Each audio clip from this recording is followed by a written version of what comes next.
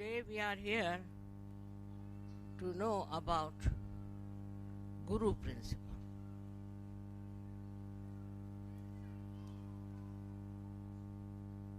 What does a Guru do?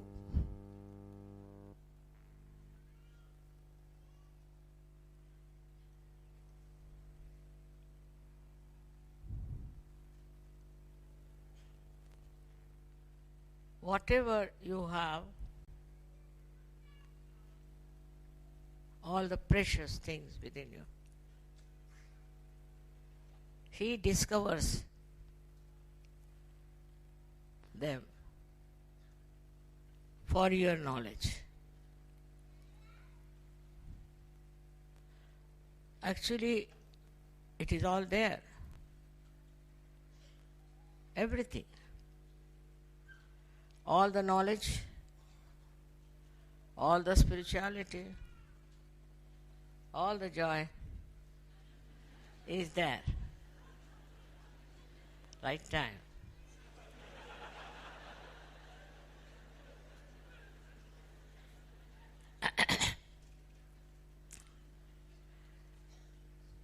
It's all contained within you.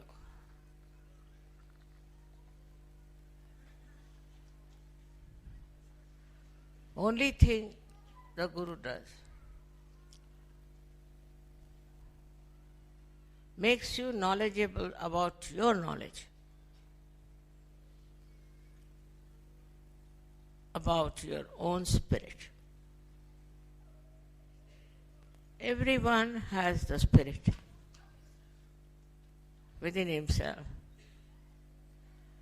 Everyone has the spirituality within himself. There is nothing that you get from outside. But before getting this knowledge, you are dealing or you are living in ignorance. In that ignorance, you do not know what treasure you have got within yourself. So the Guru's job is to make you know what you are.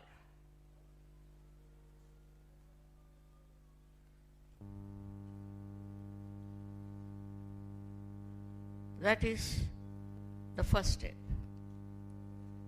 That it starts. That awakening within you, by which you know that you are not this outside world. This is all an illusion. And you start getting enlightened within yourself. Some people get full light and some people get it gradually. Essence of all the religions is that you should know yourself. Those people who are fighting in the name of religion, you have to go and ask them.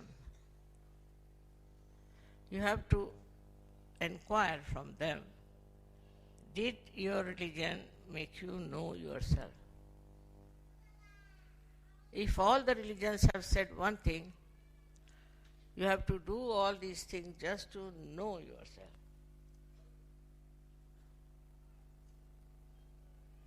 But people get into rituals. They think that doing all these rituals, they are near God. They live in ignorance, absolutely, about themselves, and day in and day out work out something which has nothing to do with yourself. Lots of acrobats, prayers, pujas, these things go on. Because it is all ignorance. People go on paying them money and they become very rich and their interest is only money. They want to take all your money absolutely, and make a fool out of you. They pamper your ego. With pampering of that ego, you just start drifting into the ocean of illusion, and you are drowned into that illusion, thinking that you are very religious and you are just in connection with God, which you are not. To know God, you should know yourself first. Without knowing that, you cannot know God. That's essential, that you should know yourself. But when you know yourself, you know partly. The experience is not sufficient. The knowledge has to come. And the Guru gives the knowledge about yourself. Now you have to tally it. You should find out whatever your Guru has told you. Is it true or not? Is it correct or not? Or is it just another illusion? Now in this ascent, people get into lots of problems. First and foremost is the ego problem, especially in the West. Ego stands up and you start thinking you are great, you are better than others, and there's something special about you. This ignorance is more dangerous than the worldly ignorance, I think. Because in the worldly ignorance, you do feel the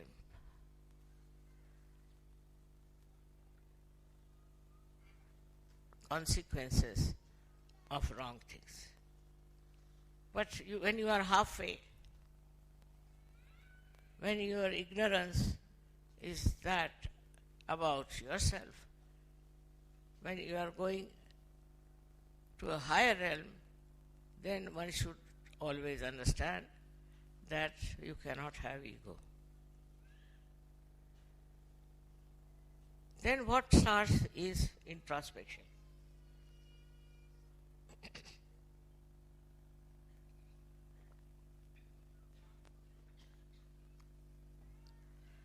You start looking at yourself. What's wrong with you?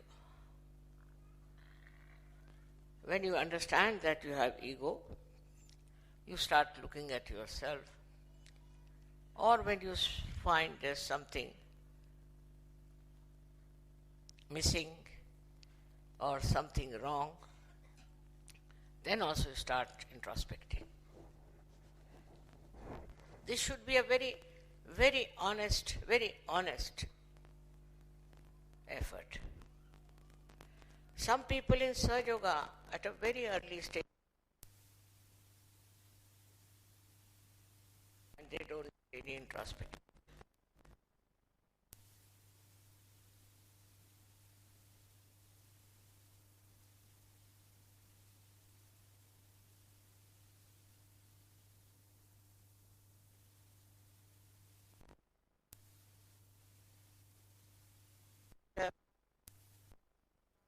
Have you been to? How far you have come? How much?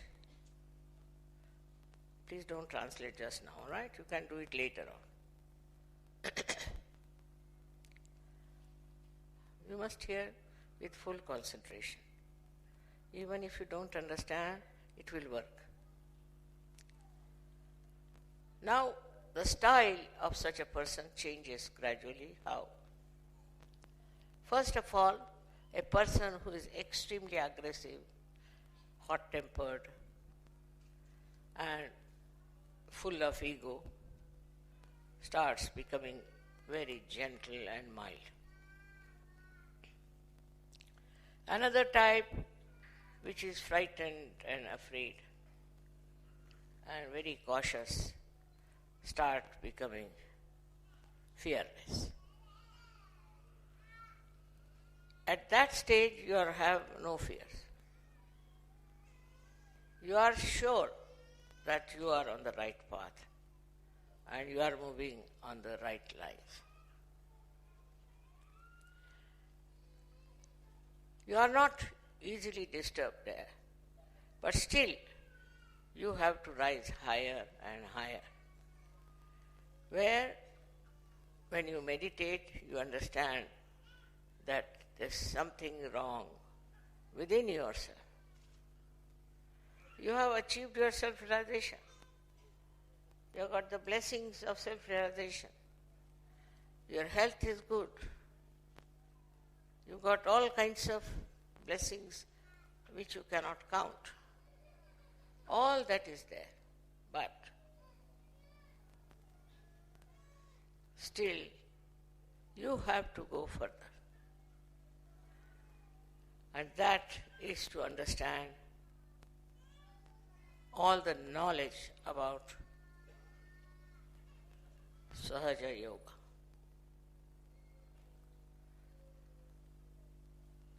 You have to understand through your mental capacity, first to begin with, and then you have to verify how far it is correct, how far you have understood it, how far you have worked right, how far you know. And when you start seeing yourself, you start entering into the realm of bhakti. You become a mild person, become a sweet person. You don't talk too much. You don't harass anyone. You are a very pleasant person, very gentle, very understanding. This person has to verify how he is behaving towards others. Now the attention starts moving from oneself to another, and you start seeing how you behave, how you love, what is the quality of your compassion. When you love somebody without any expectations, just love, then you are absolutely dedicated to that person, absolutely. You just obey. You will do anything for that person. If there is this love which you call as surrender, this is just the love. Surrender is nothing but the love. And that love, which is extremely joy-giving, this bhakti starts, this dedication starts, and you are cleansed by that bhakti. All the bad qualities you have, you can call them, all the deficiencies you have, all the problems you have, you understand and you get over it.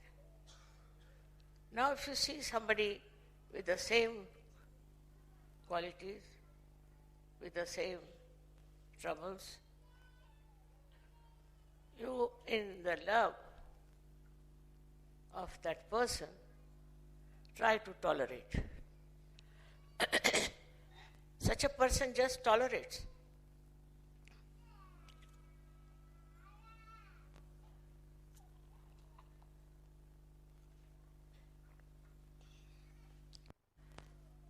There is no aggression, and these people forgive. Realized souls go on forgiving. Their capacity to forgive is tremendous. They do not bear any malice against anyone. They don't have any anger about anyone. They just go on tolerating and forgiving and forgiving. This forgiveness is just a music, I should say, of your bhakti. The amount of forgiveness these masters could have can be seen from life of Christ. They are tortured, crucified. Most of the saints were tortured. People never liked them. And they were crucified. But, as you know, that they never resented.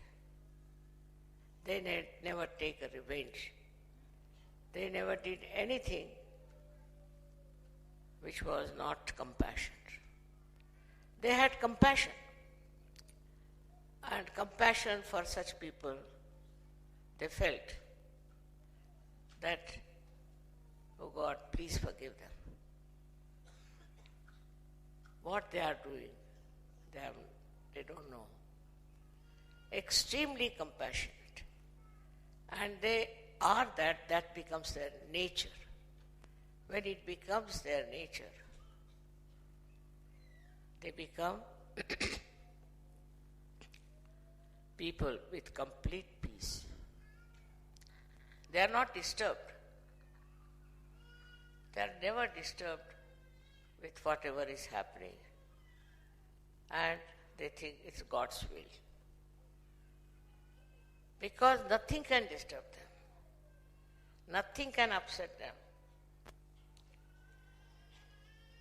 They just enjoy their devotion. Devotion to their Guru, maybe devotion to God. In that devotion, they may write beautiful poetry. They may go on dancing. They may go on singing. Because the peace is within and they are enjoying themselves. When they are alone, they are never alone. They enjoy themselves.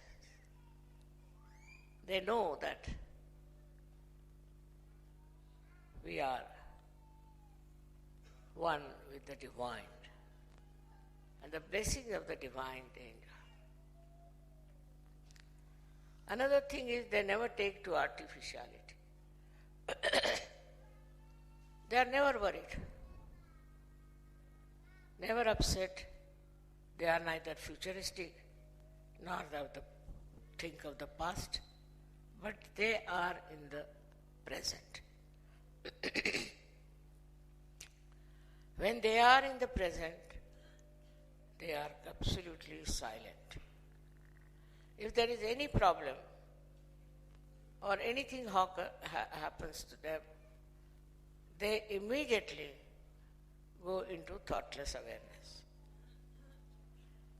That is what their capacity is. To become a guru, you have to develop that personality. Not to be bound by anything. I'll tell you my own example. I never hurry. I'm never bothered about time. Once I was going to America. Because if you are sure the divine has plans for you, you are not bothered. The divine is looking after you, so why to bother? I was going to America and one child fell down. I was just about to get up and go and broke his arm. And when I saw the child, I said, all right, I'll put that child right. They said, you are going to America? I said, I'll go in any case. So I cured the child, took about half an hour, and then I came out, all right, let's go to the airport. They said, Mother, you are very late. I said, I'm never late.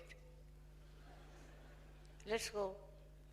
We went there to the airport, and the plane by which I was going was out of order. So there was another plane going to Washington, not to New York, and I wanted to go to Washington only. So just imagine how things work out, and we call them sahaja. It has worked out sahaja.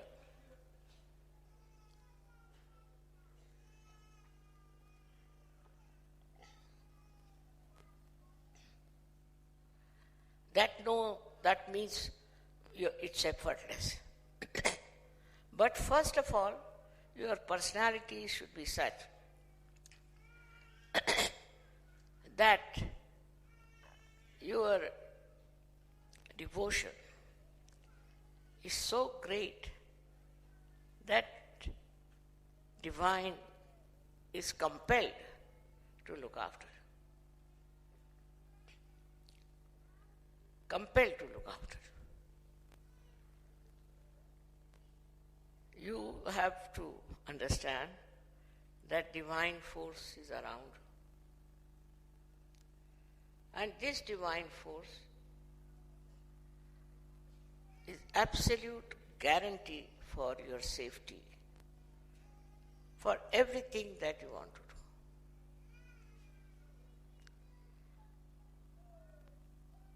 You can say that, Mother, you are very powerful. You can become also very powerful.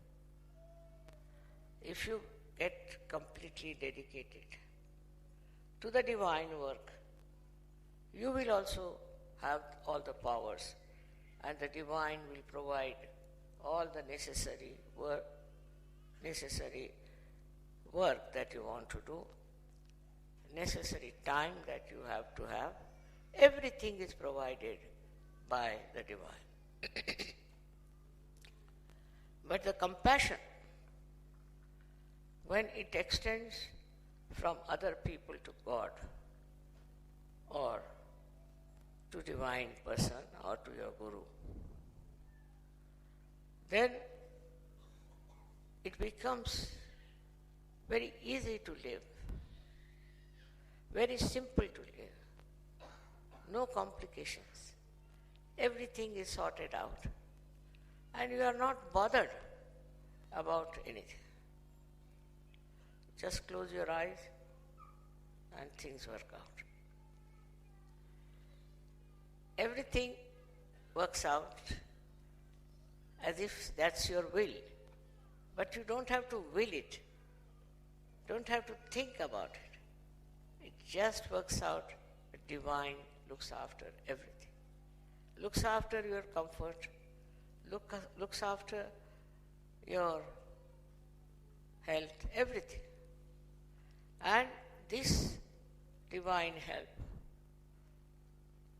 you do not seek, you do not ask for, but you are a personality for which the divine is responsible. You are a special responsibility of the divine, and it knows what is good for you and what is not. It's an example, I can give many, where supposing I thought somebody is coming to meet me, and people told me, Mother is very negative. He will never come. He'll never come. All positive things will happen, and if negative things take place, then you use your compassion. If it is negative, you use your compassion, and you solve the problem. You can solve the problems of your own, of your surroundings, of your community. So now you have got your self-realization. How far you have gone in that, I don't know. I have a complaint about women so many ladies that they don't meditate, that they are not looking after themselves. They are not realized souls. And that's why many men want to divorce them, because they think these women are good for nothing. And some men also are like that. To solve this problem, you have to have compassion. And you have to, somehow or other, with compassion, you should win over the partner of your life. After all, men are much more busy than women are. But women indulge into so many other things. They have to look after their family, their children, their everything. And their mind is involved into all such mundane things that they have no time to meditate. Without meditation, you cannot rise. You have to meditate. People think that now we have got realization, so it's all right. No. Every day you must meditate, because that's the cleansing that takes place. With the cleansing, you understand. You understand what is needed and what is not needed. You are cleansed out. That is done by divine, but you must religiously meditate.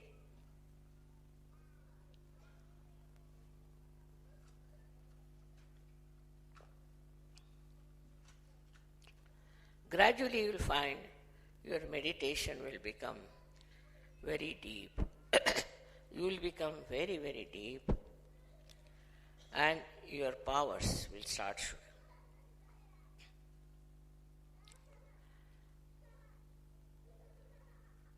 When you are anywhere, negativity will run away. All sorts of problems can be solved. Whatever you want to do is available to you. Whatever is your desire to help others or give to someone, you just get it. It's my own experience I'm telling you. You have to meditate at least 10 minutes every evening and morning about 5 minutes. With complete devotion, with complete admiration. I've seen some people have such bhakti, such devotion, which is Shraddha, is higher than bhakti, that it becomes part and parcel of your being. It just envelops you completely. When you have that Shraddha, it's very miraculous. It works so many miracles. It's true, some people were cured only thinking of me, is a fact. But that doesn't mean that they had the Shraddha of that level. But that means that they have to develop Shraddha. Now, how to develop a Shraddha, which is a natural light of the spirit? Because people are trying very hard to develop Shraddha. But Shraddha cannot be developed by mental activity, by any activity but meditation of silence. If you do the meditation, I've always told you to do meditation. I immediately know a person who has been meditating and who has not been. They'll come to my puja, all right, and they'll talk about Sahaja Yoga. They'll go out and do it for popularity. Many people are like that. They go out and for popularity they work it out. But inside, they have not yet trace their own self. So at this development stage, you should be encouraged and understood that you can reach that state very easily through meditation and introspection. With introspection, you will develop a new quality of understanding that you will find solutions to things.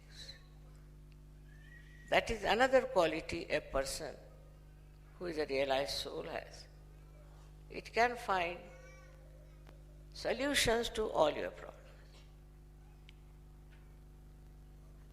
He can suggest what is the way you can be helped.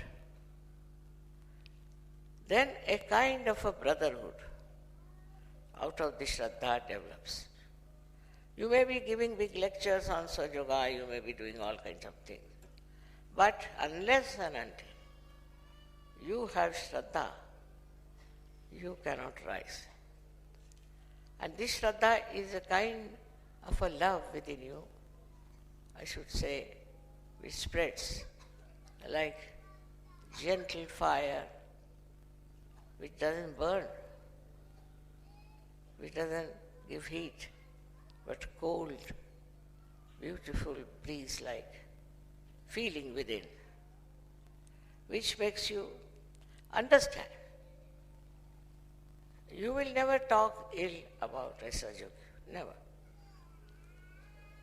I never listen to anybody who tells me something against Sahaja Yogi. Up to a point. When it is a collective complaint, then I'm a little bit bothered and I talk about it to the leader. But otherwise, if one person comes and tells me this and this, I just tell that person, you introspect yourself. It's not so. Finding faults with others.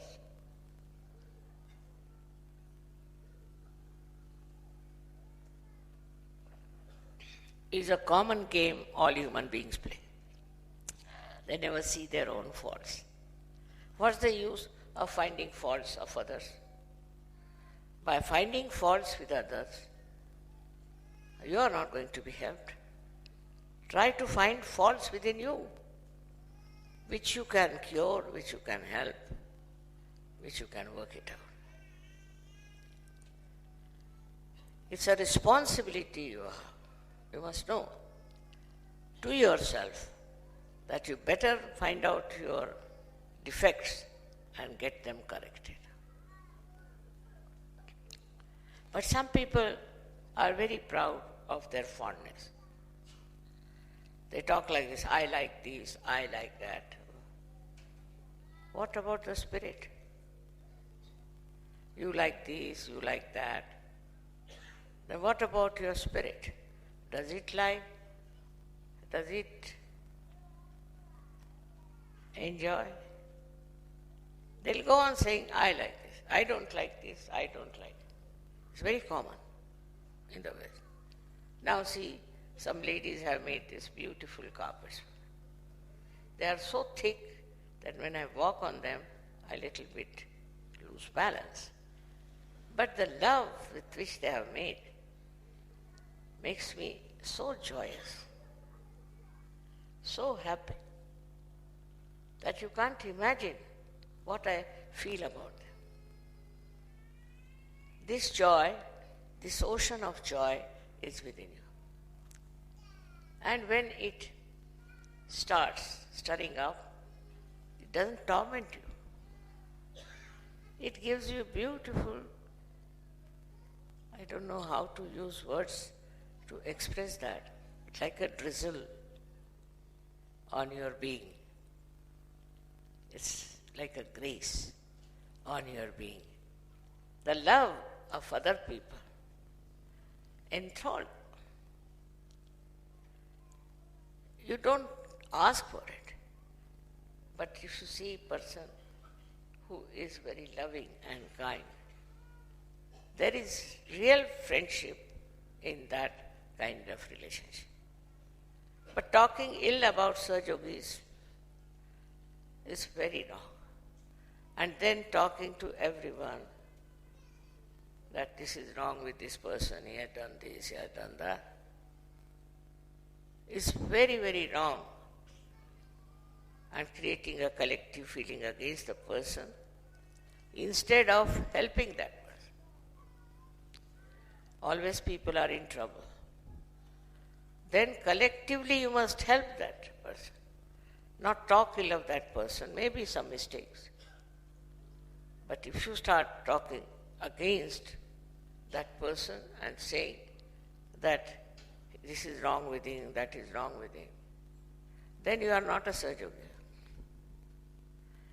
You are a Sahajogi as long as you can see your own defects through introspection. Now many of you have, I should say most of you, have got your realization.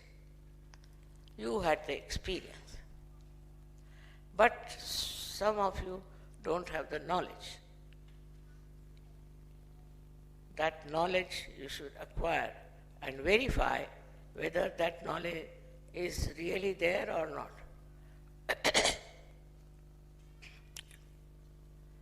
Like in America, in the NIH, which is an Institute for Health, they wanted to test Sahajogi. And there were doctors. And one doctor came forward and said, all right, tell me on your vibration what's wrong with me. So the girl said, sir, something wrong with your heart. And he said, it's correct, because he has had a bypass only 1 month back. And he was out of hospital. Absolutely correct. And this surprised them. That diagnosis, you see, kills the patient halfway. So this is the very easy way to diagnose a person, just by feeling the vibration. And they have given us such a good attention. They want to develop Sahajoga in their hospitals.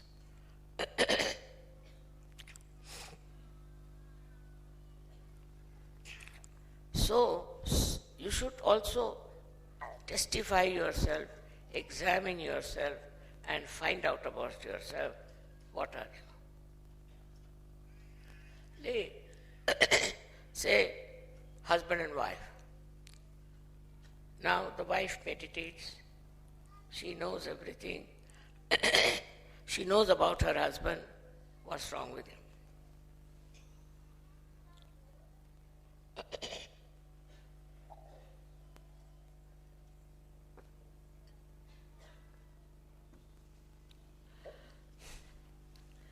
And she doesn't tell him. She tolerates. She doesn't complain. She doesn't ask for it. She just tolerates. And this tolerance convinces the husband that she's a higher personality than himself. He may be anything, but he then understands that this is what she has achieved, a great personality. We have so many imperfections, especially morally in the West. People are really, I tell you, like one snake has bitten them.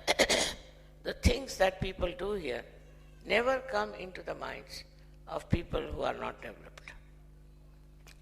So development have meant all kinds of abandonment, all kinds of vagabond temperament.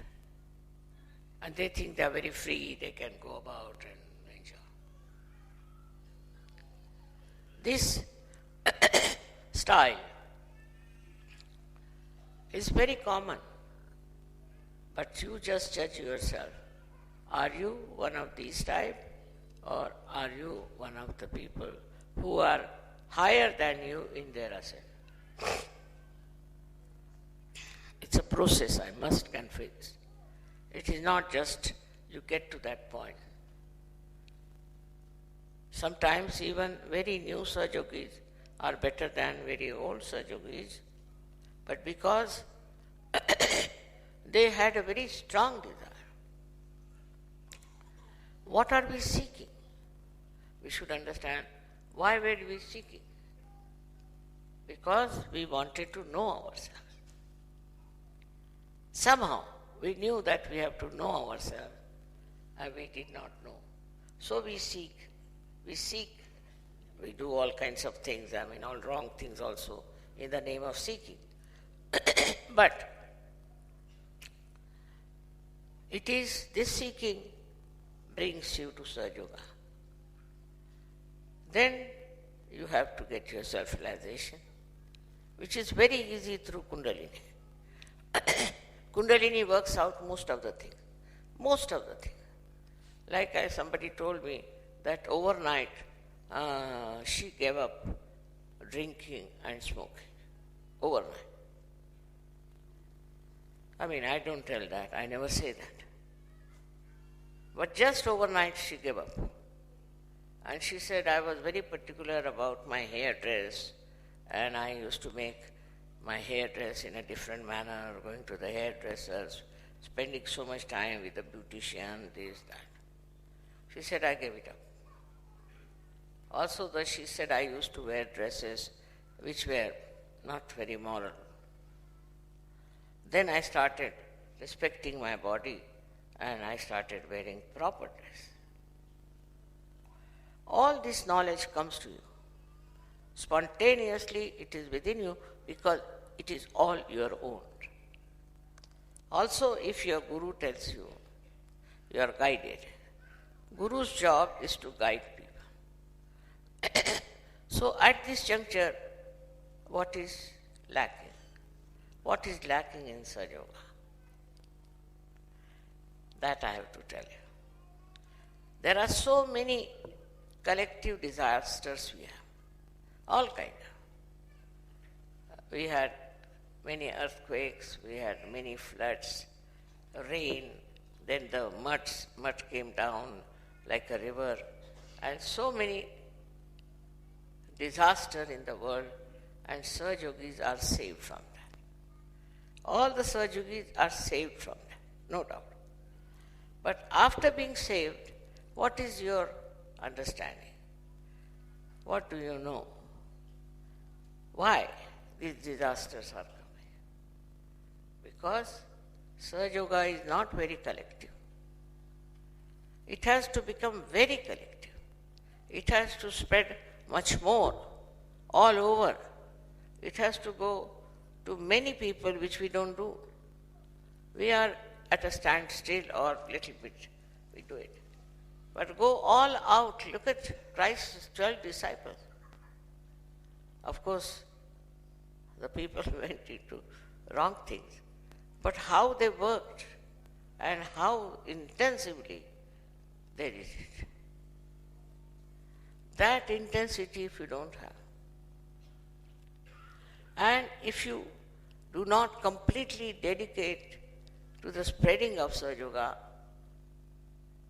then collective problems cannot be solved.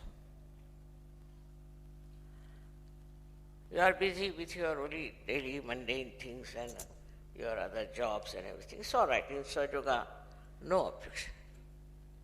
But you should have your attention more on to this side of life. That what are we doing for the collective? Are we talking about it? Are we spreading Sahaja Yoga?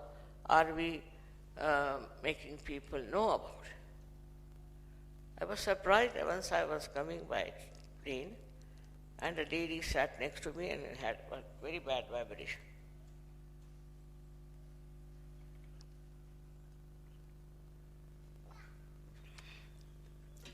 I put myself into bandhan and I asked her, what is she doing for her spirituality? And she gave the name of Baha'i people. My God, I said, if these people spread out, they are so spread out There are so many. So what will happen? Disasters? There are such negative people, impossible that they can do any good to the world. As like that, you see anybody false guru, how people are driven to them, how they take to them, and how they spread their message. I've seen people singing on the road, singing the praise of their guru, and also wearing funny dresses. We don't want that kind of a thing. But of course you have got the knowledge. Of course you are realized souls. But what have you done for Sahaja is the point. You have to spread Sahaja everywhere. For example, you wear a badge. Then they will ask you, what is this supposed to be? Then you have to tell them, what is it? Something. You start talking about Sahaja only. Talk nothing else but Sahaja. You have to go on talking about Sahaja, spreading Sahaja. Unless and until you do it, it won't become collective. And all the disasters which are due to collective nonsense, you get it. You are saved from so many things. Say, even if there is pollution, for Sahaja it won't matter. Even if there is a disaster of an earthquake, the Sahaja will be saved. But why not save the whole world? Calamities after calamities are coming.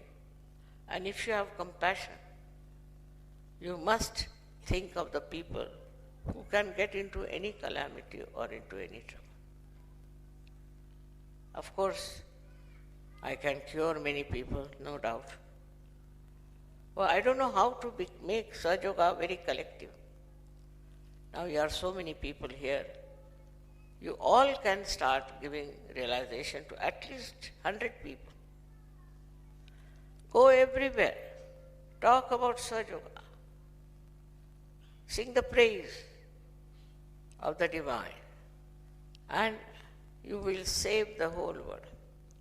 It's not by saving some few people you can have the great Satyuga, but you have to also save this Mother Earth. You have to save the people who are in ignorance. I mean, the way these people are, I have seen so many of them on the television. They are talking about something which they don't know. And they have thousands and thousands of people behind them. Not that the people are stupid. Not that they want to go on a wrong path. But these people who are false or who are wrong know how to entice them, how to capture them, how to talk to them. But Sahaja, you see, if you see somebody with a negative vibrations, will run away, will escape such a society, will not go near them, and will say, oh, very bad vibrations, we don't know. So you have to be courageous and get into these places, talk to people and make it collective. Otherwise you cannot save this world from the wrath of God. God is wrathful, no doubt. For you, He'll save you. But what's the use? We have to say, save this Mother Earth. And for that, you have to be prepared. You have to work it out. At wherever you get a chance, you must spread Sahaja. Some people told me, Mother, if you come, then it will be all right. Why? What so much? You can be also like me. You can talk about it to people. I started Sahaja with one person, and that time it was complete darkness. No seekers, nothing, and horrible people. But it worked and it clicked. So one person can get so many Sahajogis. Why not you people do the same and talk about it? Your behavior, your style, everything will definitely impress them. One has to work it out in such a manner that you achieve our goal of collective consciousness. It's not only for Sahaja, it's for everyone, so that all these calamities that are happening, horrible things that are happening, will stop. Completely stop, I assure you, it can be stopped. Because you are always saved. So all people who will be getting realization will be saved. Why not talk openly about it? Telling people that if we do wrong, if we are immoral, if we are cheats, if we try to oppress others, and we become so much a power of destruction, then this collective disasters will be there, and I think we'll be responsible for that. Everything you take up, any subject you take up, you don't have to start an organization to fight it. But only your power of convincing people and bringing them to Sahaja Yoga will make such a difference. I hope you'll understand as a guru what you have to do. As a guru, there are so many things. And as your character, yesterday as they showed, how Lao Tse has written about the masters, how they were above it, above turmoil, about jealousies, about talking loose. They are so great. They are the masters, and they will be the masters, and you will be the gurus if you try to do that. This is what you have to achieve. I know some have achieved it, but most of you have to achieve with compassion and love. May God bless you.